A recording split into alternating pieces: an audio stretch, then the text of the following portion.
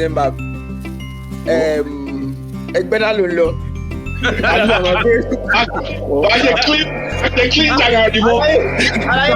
I know for a fact that this is not the very first. This can't be the first topic we are discussing about because we have other people on this podcast that they have a lingering issue that is more delicate than even mine. I'm ready for this.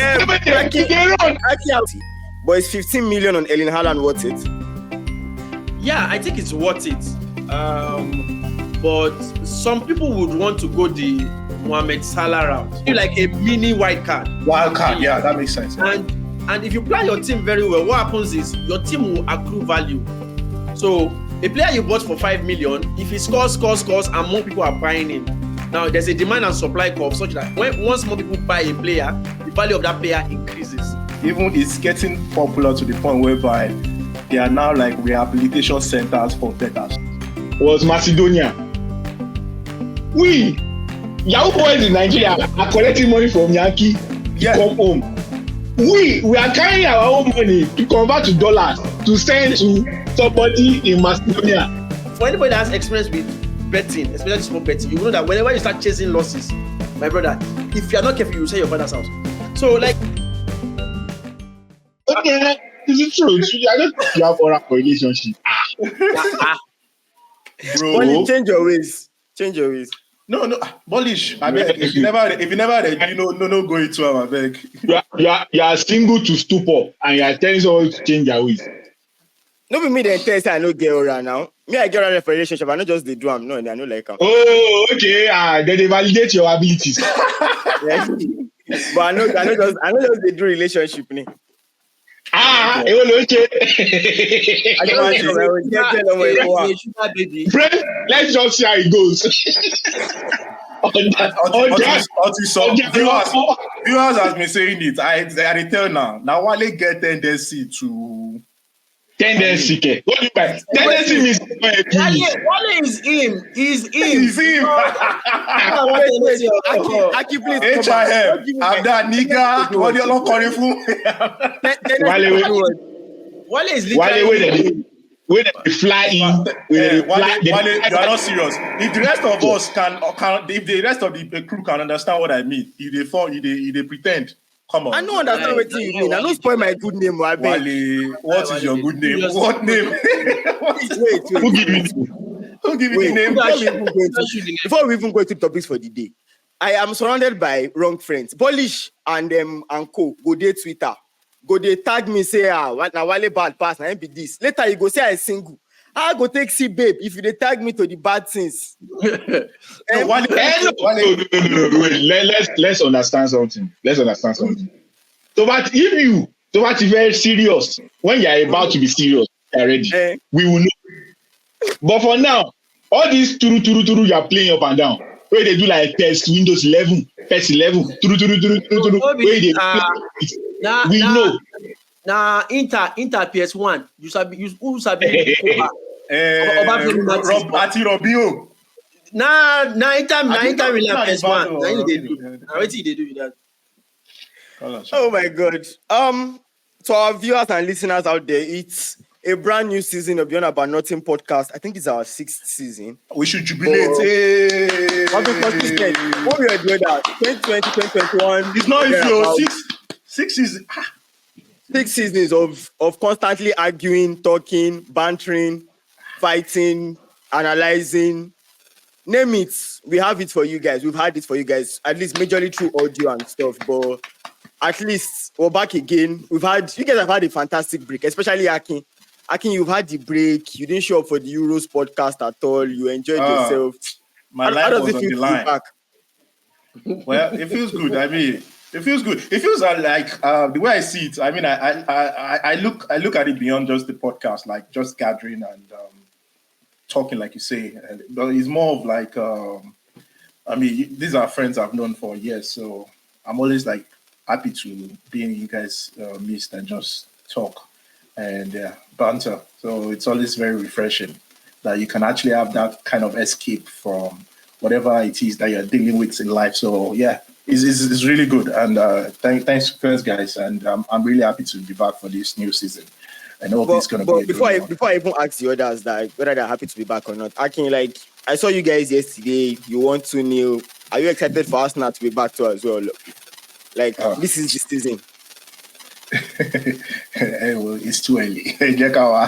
let us temper our expectation with moderacy.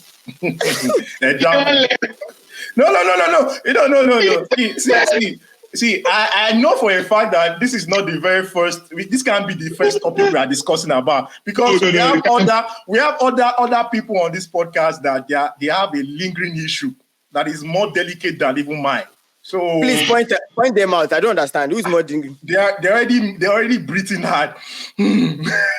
So no, but Barcelona might let one. No. Funny thing is that let me just say something. For Bolish to itemize the list of things he posted on his WhatsApp for this season, he went from college American football down to basketball, down to his club, his football club.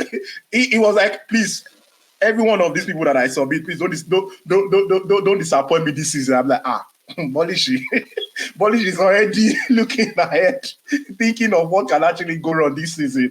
I mean, man is moving from one sport to the other. For the first time in his life, Bolish is diversifying to a lot of sports. I've always watched and supported a lot of things. You always had diversity. Even Colorado football. Is it where we are starting the pod from? No. I actually think the pod should start spontaneously like this. It makes sense. So if I'm going to start from here, Pep came out to say, at this point, I'm actually don't motivated. How you take talk for that is Spanish English. I'm actually don't motivated to win the game. Bro. So you're saying you two are not motivated at all. You're just watching. No, me. I think my own case is emotionally, I'm not as attached as I used to be in previous seasons. Wow. That's why I got that post. Because so they say Friday, no matter you Saturday at Sunday, she marry. Our Friday, in terms of the summer transfer window, break, ko jobbing pay jollof rice ma jade ni Saturday. It does not look like we will see pure amala on Saturday. So personally, I'm not as excited for the season. But obviously, as a fan, like yesterday, I still saw the game. I watched the game and I follow up with news and all that. But it will be a case of, especially this season and the next, before I'll be emotionally attached again in 3 years' time. I'm giving myself a 2-year break. So it will be a case of, as I'm watching, if they lose, I'll be like, well, life happens. So that's where I am now. So, and it's not a very bad state to be in, because any kind of success, even if it's Copa del Rey, Ajebe, Egboabe, Copa del Rey, Copa Super Cup, anyone, Tabari 3 points. If you see 3 points, just be glad. Tabari 1 point, can say glad. The problem between this conversation is that as down bad and desperate as we are, as Warriors fan, Barcelona fan, Eagles fan, whatever. Yeah, you even with your highest point in the history of your club, you still never win anything. That's the down bad part. So even as my emotional, I'm not clinical. Last season in the Champions League, we got to the same position. I mean, I felt like this was one of our worst seasons. But I'm not going to even drag with you. I predicted this. Because you can't. I predicted that this next phase of your life. This next phase of your life. Wait, let me finish my word. I predict this in the last, the last season, that this next phase of your life, as a Barcelona fan, bro, now not go win anything. I swear, it's not cost. But you know why you cannot say? You know why you cannot say something like this? Why I cannot say something? You are going for the first time. You're saying you're not going to watch your. In fact, you're taking sabbatical for 2 years. You're not expecting anything. Come now, let's converse. You cannot say something like this, because this our so-called phase started 3 years ago after Messi left, and then all our what's the financials were out there. Yanja people you want a grass to one rent we company for wedding, one technique. No, I'll give you. Now, one question. Let me Arsenal be down bad as that before in history. As we down bad like that. So when I saw Arsenal the NBA. No, as Arsenal be down bad like that, like I bet it's grass. See that point you are making my point that even as down bad as we were, we still won the league and Copa and Super Cup on 2 seasons ago. Even as we were down bad. Meanwhile, so that we can move forward with the next topic. So that we can move forward with the next topic. I don't want to even go into details. The season just started. Like I'll make sure I will try my possible best to be on every episode of this podcast, and just to remind you that your woes as a Barcelona fan continues. Let's continue. I think he knows that already now. Is that he knows that? Okay, that's what I wanted to show. And that's why he's emotionally detached from the club. My only issue now is the hypocrisy that Bolish is bringing into this game. Because when I said the same a couple years ago or last year, Bolish was making fun of me. So no. Let me tell you the difference. There's always a difference now. No, let me tell you the difference. You will jump from that was a fact. Then you not be like, let me tell you the difference. No, just accept it. You are down bad. There's no saving you, and there's no escaping or excusing. Let me tell you the difference. Me, I know wear Inter jersey and Real Madrid jersey. I go and start camouflaging in the midst of the podcast. Wale, how many years? Wait. When we are bantering, when we are stating facts, let us state facts. Wale, for how many years have you known me? And since you've known me, which season have passed and I've not bought you? Players, tired. So people that know me know where my allegiance lie. I've been supporting Man U since 2005. So I'm not the kind of fan that because Man U is not doing well, I have many of them on my TL. They were Chelsea fans. Because Chelsea was not doing well, they stylishly started supporting Arsenal. Me, I will never support any club in the EPL. No matter how fantastic you are my sworn enemy. So I'm not jumping ship. No, I have been supporting Inter since the day of Obafemi Martins. So, and in this sport, there's no restriction in the sense that okay, because I support Man U now, I can't support Benfica that is in Portugal. I don't think that is. There's no code that stands against that. But my point is, you are hypocritical about what you are saying this season because you made fun of Akin countlessly last season. You made fun of me countlessly for 2 years, and all of a sudden now you're like, I'm emotionally detached. No, let me tell Polish mistake. It was the fact that let me talk Polish, no vex. It was the fact that we all said this thing. Polish was still. Anytime we bring something up, like we're probably assessing the squad, maybe player profile based on like with the baseline being like the previous players that have played the roles. We say this, and Bolly should be like, he will have something to say just to like back it up that they make good decisions, and I'm like, Bollish, the Bollish that we know, you are very objective before, but the first time you are not actually. If you know the kind of caliber of players you guys have signed in the past, that's what passion. You'll be able to say, you know what, I'm serious, so this is not good. I won't allow you to say wait. By the power. Hey, you are mute today. By the power vested in me, you are mute tonight. Only power to mute today. You guys will move on from Polish, please. I'll move on from this topic. No. Before let me wrap up. We are done. No, let me wrap up my point of view. My point of view is simple. It's very simple. I'm not saying we are not down bad. I'm not saying I'm not hypocritical. I'm not saying you guys are not in the same position, or maybe I'm not in position now. That's not my point. My point is that even in our down bad state, we still managed to win the league title just 2 seasons ago, and we are down bad. And Akin, in his magnanimous Enterprise Football, Ateta, Lord of the Genius. That is you. See, that is you still playing. That is you still being defensive. Oh, that is you still. That is you still sticking in the past and still saying, "Oh, we are down bad, but still we have a trophy." Honestly, we can move on. Okay, no, Allah. No, let's move on. We have other topics to talk about. You have the best team, and you know. Moderator, let's make sure that everyone now get themselves together. And when Chelsea come back, I want to win. Now, wait. I won't allow you to talk. Or no, I won't allow you to talk. Listeners will not hear your voice. I'm telling you.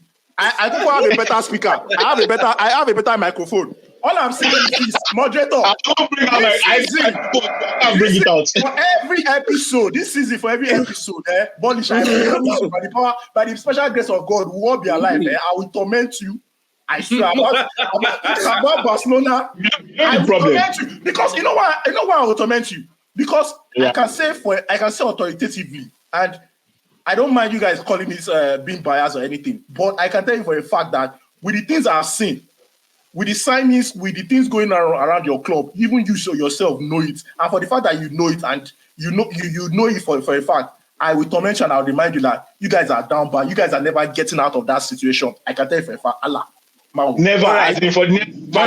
Moderator, let's go. To skip it from 3 years to 5 years. No, like, why add this scene? You'll be adding 7 years. You won't get over it. Oh, Simoga, come. Play on. So, let's go. The final declaration. Prophet Bolish prophesy into your life.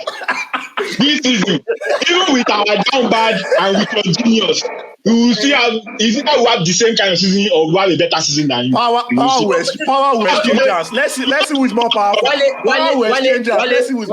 do you know the fun part about this season Champions League is the fact that Barca and Arsenal, they will play each other twice. Like, they can't dodge that. So, like, I look forward to those weekends. Bro, they've not now. How do you play each other? It's a league format now. Have you forgotten? It's not a guarantee. It's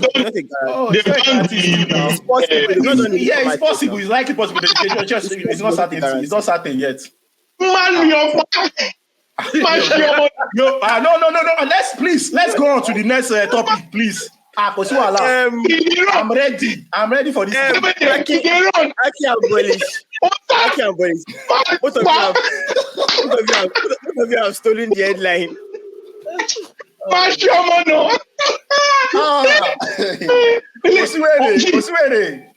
Even if only one leg is available, only one player is available.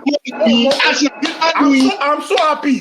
Oh, yeah, if he position scored for scored, their nemesis in that league. God for ban. Let's go back for ban. Let's for him. Honestly, Irakura nínú team yẹn Barcelona Irakura ní kẹ̀kẹ́ ní Liga is actually like for the next 7 years. For the next 7 years. I will remove the both of you from this stage very soon. Because he will not agree. Let's start the point. He will not agree. But you have started the point already. What do you mean by let's start the point? Let's go to another topic, because you know what will happen? What will happen is that we will get to October, November. Then they will chop a couple of king from Crystal Palace 1-0, Aston Villa 2-1, and then Aki will now start coming here. We'll be looking depressed. I will not be able to attack Aki just with my guy. And he will not come and he will not say, sometimes, when you have a big team. No. Don't play that card, bro. Come with your energy. Come with that energy, because I will spare you if Barcelona is chopping it. I will spare you. And maintain that energy. Don't come here and say, in this in between. Maintain that energy, but you got me. I won't spare you. Me only spare. Allah. 57, 18th of August. Next topic. No, Allah. Let's go. Next topic. We are sweating already. Akin, this is supposed to be Elemeje doing this to Bolish. Where did you find the energy from? This energy from where did it come from? No. It's just so annoying. Like, it's just. There was a time, let me say, last season, there was a time Bolish said something. He said, it was alluding the fact that, they didn't plan ahead of time for the squad or for the club. and that's why they are where they are right now. And he was saying, you know what, the same thing might happen to Real Madrid when certain players start leaving the system, like Modric. And I'm like, oh, so you think a owner in the person of whoever their president is or who is running is seeing all that is happening to his this thing, and he won't learn from it, and you think he will make the same mistake and not actually plan for the future? You're already wishing them bad, like, oh, when certain players leave a system, Modric, and they'll start feeling it.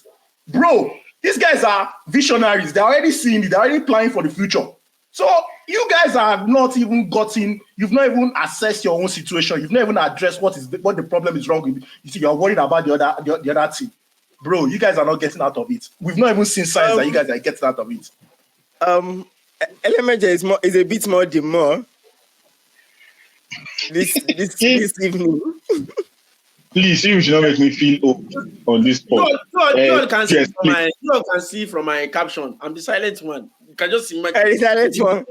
If that guy becomes the silent one, let's focus on things that are also important, because now we're in an FPL league where people stand the chance to win prizes, money at the end of the season and stuff like that. And I know for a fact that being the champion of the league, LMJ, I think the first question I would ask you from the FPL standpoint is, I know he scored this evening earlier in Chelsea, but is 15 million on Erling Haaland worth it? Yeah, I think it's worth it. But some people would want to go the Mohamed Salah route. I think there's one thing that you should not do. The only thing you should not do is not go with, like, I saw Kule's team and I was amazed by the guts he had in fielding a team that had neither Mohamed Salah or Erling Haaland. And I was like, wow, this take... I have the same team. I have the same team too. Wow. I think you want to know my front line? I'm very interested. So funny. You want to know? So it's so funny, but I feel like the same front line, I'm not going to maintain it throughout, like for the next 3 game weeks or something. It was Wood, Havertz, and Isak. Oh, that's not bad, because it's not bad. It saved me a money, because I know I cannot buy Haaland for like I can afford him, because the money is actually too much. Like they say, 50 million is a lot. Yeah, I think that was my major issue with Haaland, is the fact that spending 50 million on Haaland and spending 12.5 on Salah, I would save that 2.5, and that 2.5 is what would determine if I would have another midfielder that would return or a striker that would return. Now, the very important part of this season is the fact that, unlike the previous season where you would have only 2 transfer rollovers, this season you have 5 transfer rollovers. Meaning that if you don't make a transfer this week, you would have 2 transfers. Same thing with next week, you have 3 until it is capped at 5. Now, previously, that freedom was not there. Like, wait, sorry, I'm lost, guys. Okay, let me explain again. Yeah. In previous seasons, there's what we call the free transfer rollover. Every week you have 1 free transfer. But if you fail to use that free transfer, it rolls over to the next week. Or you can't have more than 2 free transfers previously. But now the new rule is such that you can have 5 free transfer rollovers. So meaning that for the next 5 weeks, I can decide not to make any transfer, and I would have 5 free transfers by week 6. Week 6. Yes. Oh. So, you know that gives you a lot of room to maneuver. Considering the fact that if you have enough.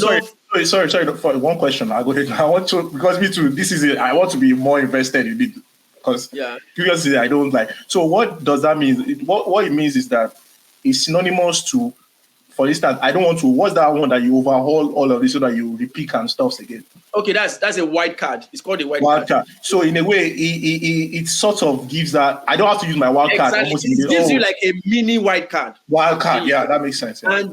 And if you plan your team very well, what happens is your team will accrue value. So a player you bought for 5 million, if he scores, and more people are buying him, now there's a demand and supply curve such that once more people buy a player, the value of that player increases. So if you've planned your team very well and you've had enough rollover, your team value will now be very high, such that you can now sell players and buy more expensive players because their value have increased. So it gives a lot of more room to maneuver to manage teams now. So that's why I feel like now it will be more important because over time we've seen people like Salah and Haaland go into drought. Like there will be like 2-3 weeks that they would give no return. And there will be 7 million players, there will be 8 million players that will be giving good returns. So the way you're able to manage your team would also come into play. That's why I think if you are going to be going for the Haaland or Mo Salah bandwagon, I would rather pitch my tent with the Mo Salah bandwagon. And just take a look at what happened yesterday. Salah had a goal and an assist. My mistake was not captain Salah. My mistake was captaining Isak because I felt like no, it's really not Isak's fault. It was the red card, yeah. I'll blame Shea for the red card because the red card was not warranted. He kind of soft-booted his opponent and he got a red. So it kind of changed the structure of Leicester. I was expecting a 4-5-0 where Isak would have like 2 goals and an assist and he would outscore both Salah and Haaland. That was the plan. But football is football. Anything can happen. So how many points you don't? All of them I don't get. I'm gonna go around my own. How many points at the moment I have 57 points and I have 3 more players to go. So, 3 more players with 50? But that's a good one, though. So I feel like Monday will be determinant for me. If Spurs is able to walk over Leicester, then I think I will be in the 70s, 80s range. I have 46, 2 more players, Sri Lanka and 46 Sri Lanka and Pedro Porro. So what about you? I can't see where my point is. So. But mine is very funny. I have. Give me a minute. Give me a minute. Let me open Wale's hands. I have 65. I have 65 points for me. I have 65 points. All my players have played. Wow. The only mistake I made. Has 65 points. Wale is 45. And I don't think he has any player. Do you know the mistake I make that I'm going to regret for life? Wale captain Watkins. And he has Watkins. What if I told you that for some weird reason I forgot that I was supposed to captain someone and I left? Then I remembered yesterday. You guys want to know my I would have captained Salah, obviously. You guys want to know my stupid mistake? No. You don't want to know. I went to go and pick 2 Everton defenders. Ooh. He was the greatest. You, brother. You pick Ashley You pick Ashley Ateta style. Exactly, Ateta style. Bro, no. I will take it. Not until like the deadline on Friday. I still had these guys on my list. I had Bonds. I had what's his name? I had, as funny as that sound, I removed all of them because I was trying to get cheaper defenders. No, it was just based on like the first home games. They're playing home games. I was trying to get cheaper defenders so that I can have like something for the attack. I wanted to have midfielders that are actually banging goals or going to like at least deliver one way or the other. It was just some risk I took, but yeah, we'll learn from it. Moving away from the SNFL, FPL, Bolish, it's a new season. The sporty bets gurus are at it again. People are lamenting, screaming on Twitter, channel may do it this year. This is the year I would win. God, please bring grace and stuff like that.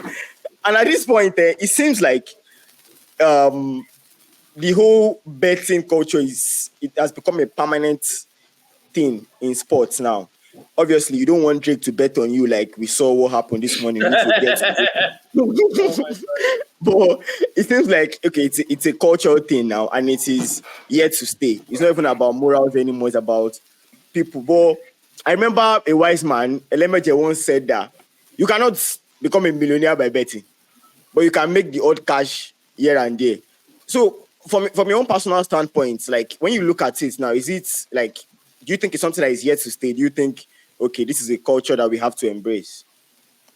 I think that's not even a question any longer. It's here to stay because anything that makes money to the right people will stay. So when I say the right people, I mean that if the rich keep getting richer, whatever it is that is going to make them continue to get richer is going to stay.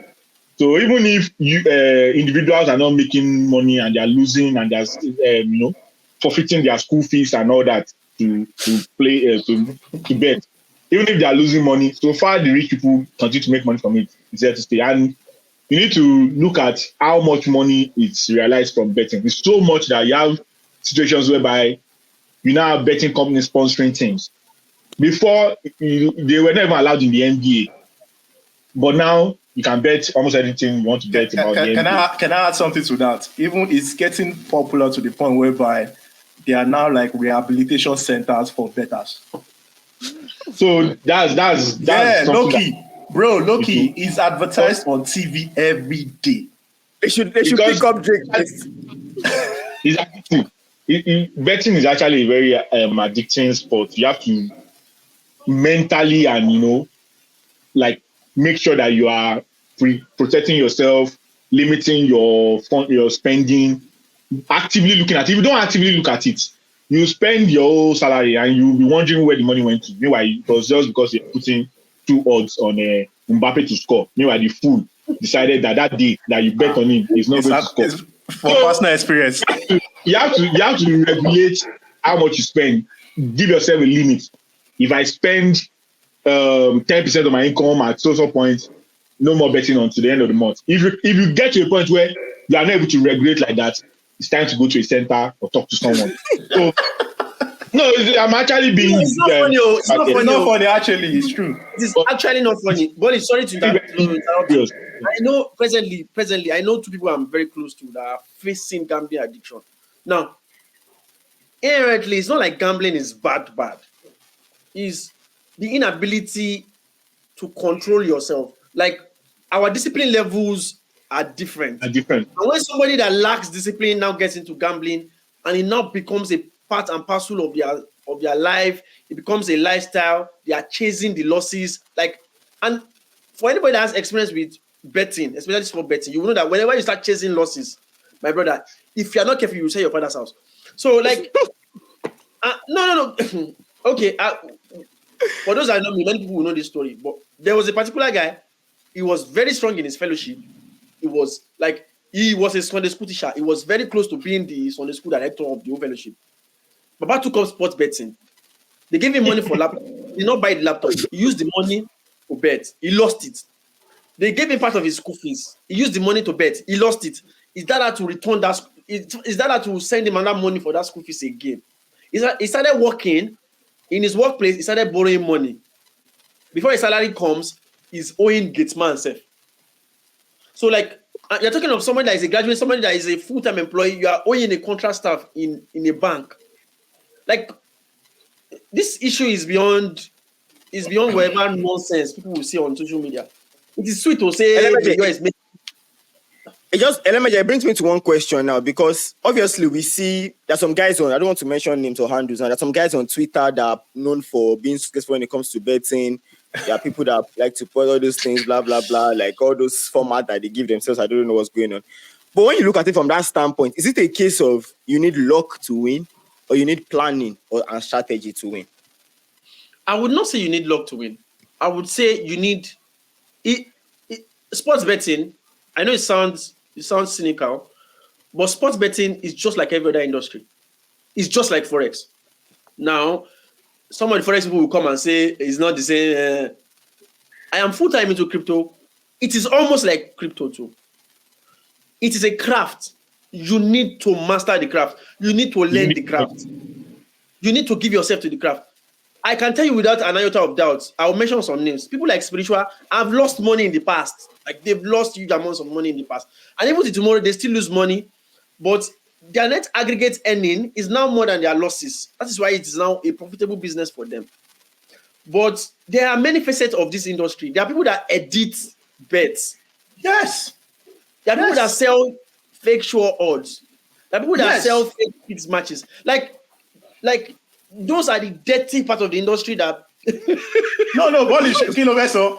Wait till you want to talk. So I have a embarrassing story to tell. And I love this. It is very embarrassing because it was not just me. We were like 3 or 4 I will match. that. Wait, Polish. I know the situation. I know what you want to say. I know. Me too. I know. I will match you with the same story, and I had the same experience. I miss it, but it has happened to me. So Continue. What happened to me was, before there was a time we used to make money from Formula One betting, like the odds. So the way Naira Bet set up their market, they did not follow the conventional way that other bookies, the international bookies set up. So we were able to find a way to make money from them. So we're making money from them, which was fine, no problem. Then they blocked our format. So we could not, that loophole, they blocked it. As in, we're making real good money back in school then. So they blocked that loophole. We went for a while, everything dried up, no regular, extra income. What's going on? So boys were just looking online, looking everywhere, what's going to happen? How do we make this betting money? So we came across some devilish Facebook accounts that promised match fixing odds. Now, at that time, lack of information and not encountering all these people. I know it is not as if Twitter was very popular like that you quickly get feedback on, don't go there. This person that is sending you this thing, this person is actually in Shomolu. So we didn't get that. So we just see a slip, 40 odds. The person who put the information, I knew this was going to come before the game. That's why I put $100 on this, and that's why I make this amount. I knew this. So me and my guys, they're like, what's going to happen? How do we do this thing? The first person was Macedonia. We, Yahoo boys in Nigeria, are collecting money from Yankee to come home. We are carrying our own money to convert to dollars to send to somebody in Macedonia. I'm like, so the first one, the guy gave us one game. So the crazy part about buying fixed matches. The money you use to buy the fixed matches is one thing. When you now finish buying the fixed matches, because you want to recover your money and become a rich man, you have no money. You will not bet with it. Anybody that has been long on Facebook, there's one guy called Aikuni. That's the name of the guy. Aikuni fixed matches on Facebook. That's why we carry money. I think it was 50 euros that time. I'm the one that went to First Bank in Lagiri. You know that First Bank that's opposite Zenith. Yeah. And then I went to First Bank, type the thing, put the guy's account, Western Union. The guy was looking at that. They are sending money to Macedonia. I say yes. He said, the person. I said I know the person because I didn't want them to question what I was doing. I said I know the person. So we send the money. The game. So when we send the money, we show the guy proof of payment. The guy have cash out the money. Quick. The guy gave us game. He said first team win first half, second team win full time. The odds was like 35 odds. We call it 1/2. 1/2, 2/1. Come on, HTFT. HTFT. Yeah. We know I said.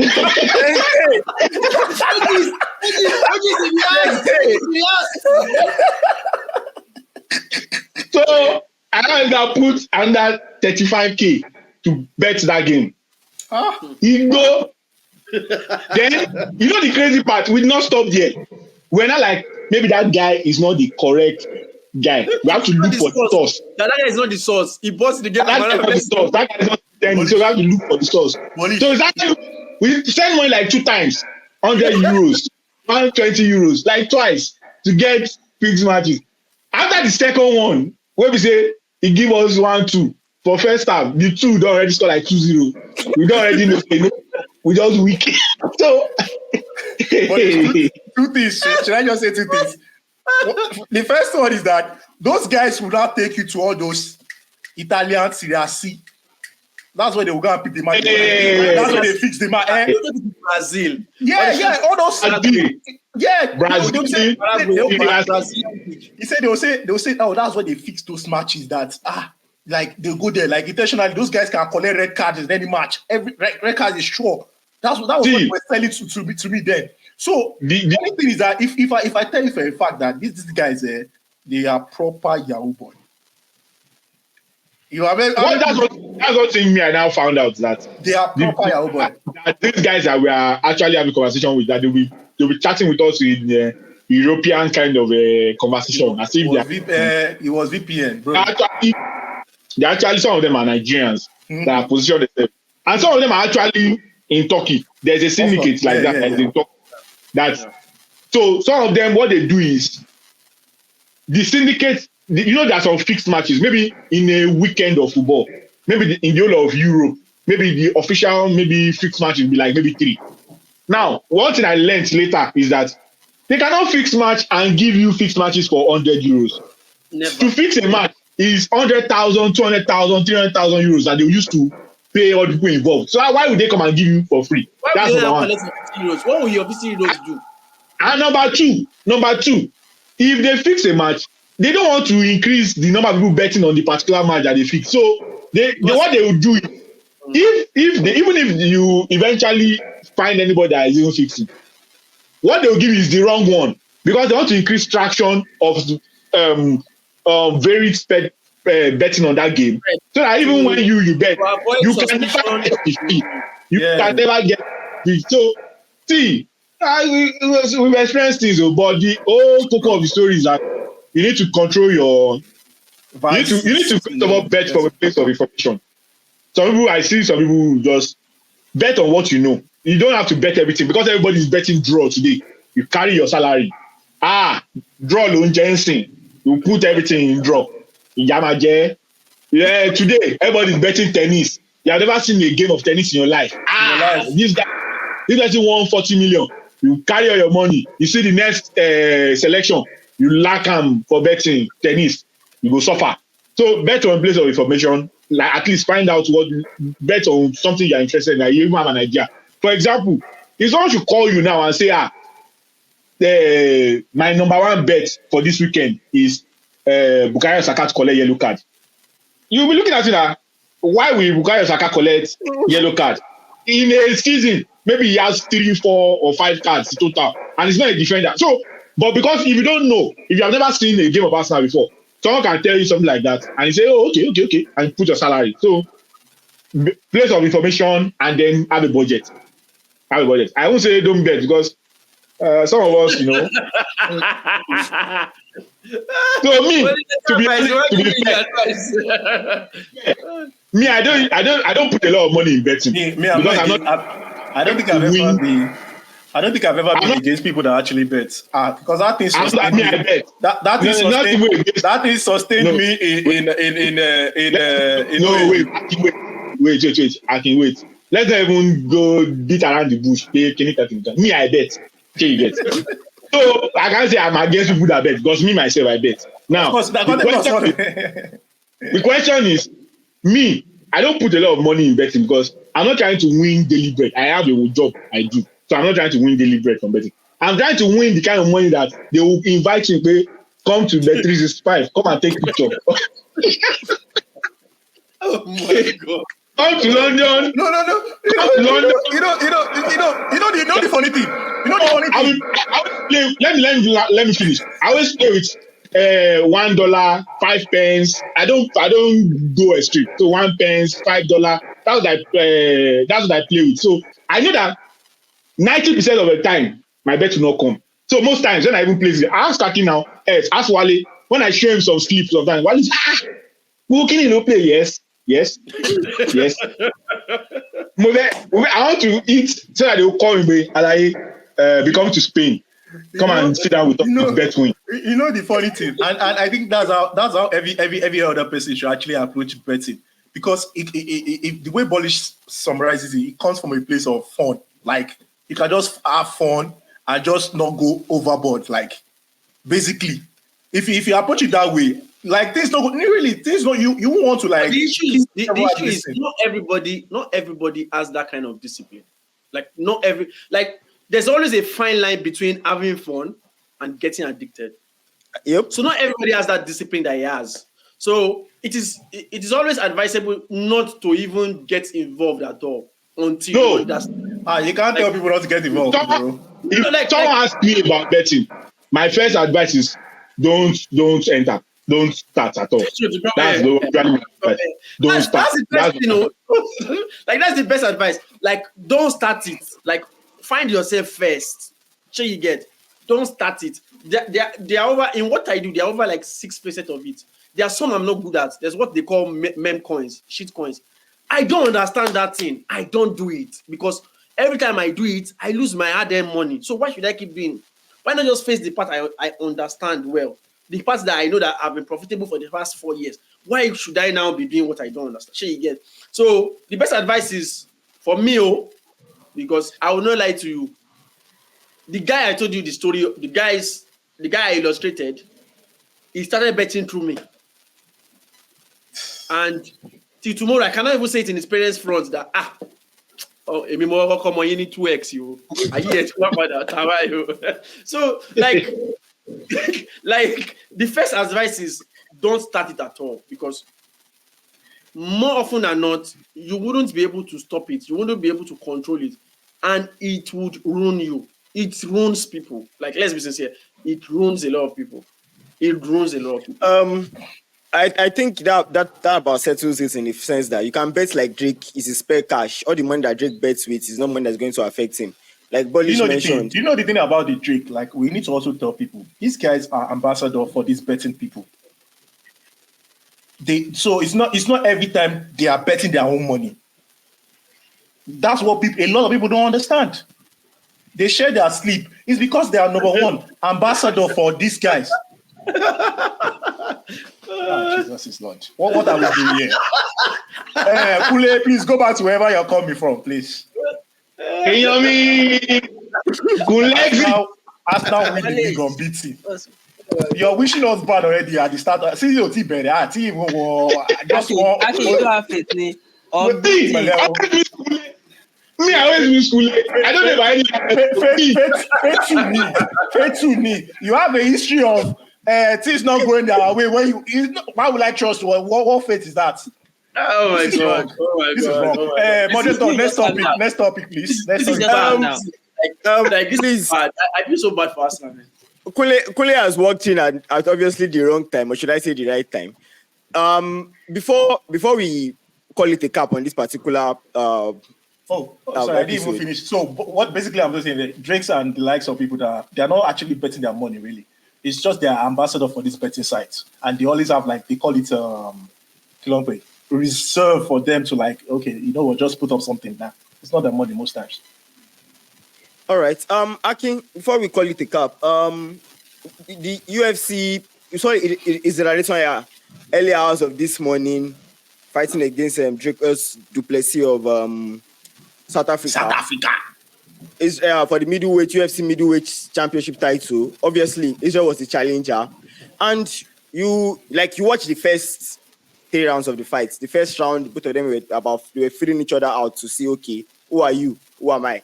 Let's see. Second round, du Plessis went to the idea of, okay, I'm better at grappling, I'm better at wrestling, but you could see Israel had a counter for almost everything. Then in the third round, you could see Israel using his kicking and hitting ability, because at that point, he had made 96% of his hits. 96% of his hits had touched du Plessis and all those things. But it felt like by the time he lost the fight at the end in the fourth round, he had run out of gas and there was no way to counter what du Plessis offered. It wasn't a case of that's the mistake everyone were making. It's not a case of. I think it's a case of. I think the fight he has lost the fight even before the fight.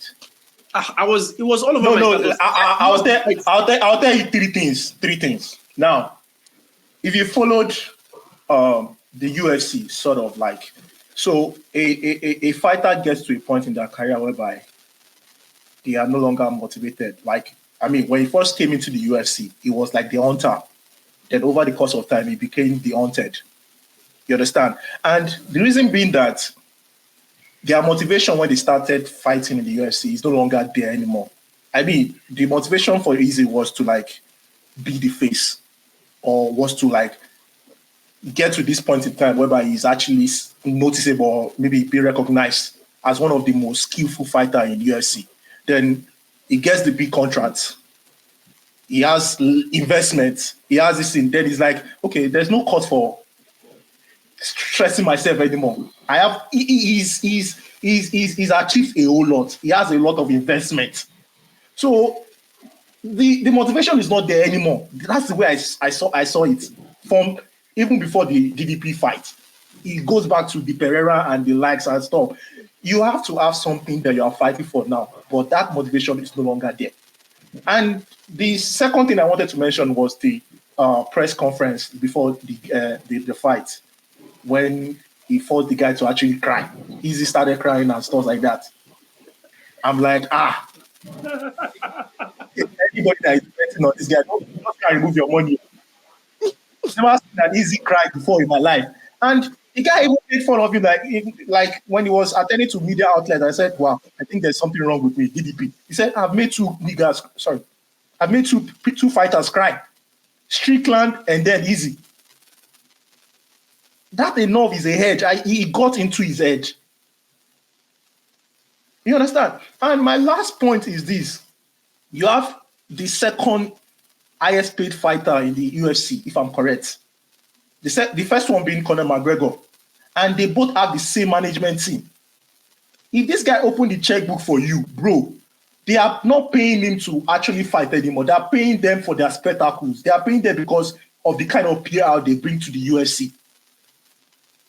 And that's why you have the likes of Conor McGregor in his later part of his career losing fight, and they're still giving him what's it called? Contenders. They're still making him title contenders. They're still making him. Why still wants him to come, bro? Those guys don't care if they lose anymore because they know what they are actually bringing.